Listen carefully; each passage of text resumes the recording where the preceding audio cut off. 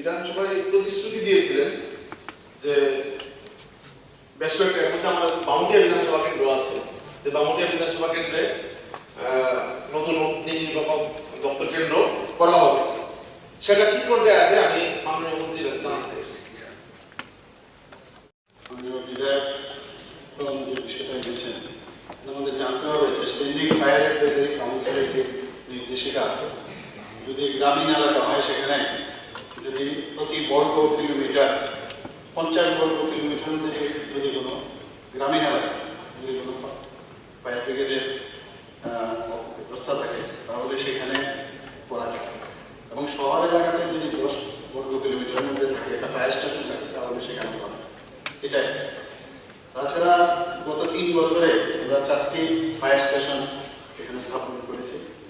2022-এ Anandanagar fire station এবং 2024-25-এ Boxanagar fire station, Banbukar fire station, Ganganagar fire station.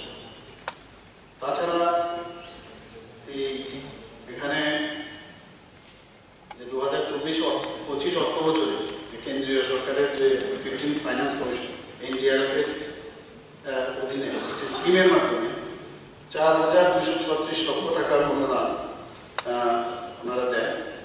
সেই অনুমোদিত অর্থে ফায়ার ফাইটিং যন্ত্রপাতি এবং অন্যান্য যেসব যন্ত্রপাতি আছে সেগুলো ক্রয় করার ওখানেও গাইডলাইন্স আছে, সেগুলো করা হচ্ছে।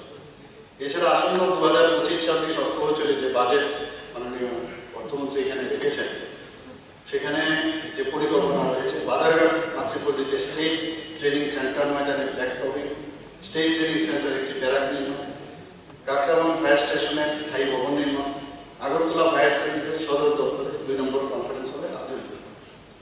এখানে সমস্ত ফায়ার স্টেশনে কতগুলো ফায়ার স্টেশন আছে এগুলো আমার কাছে আছে, আমার মনে হয় সেগুলো এখানে পুরো ডিটেলস বলার প্রয়োজন আছে কিনা।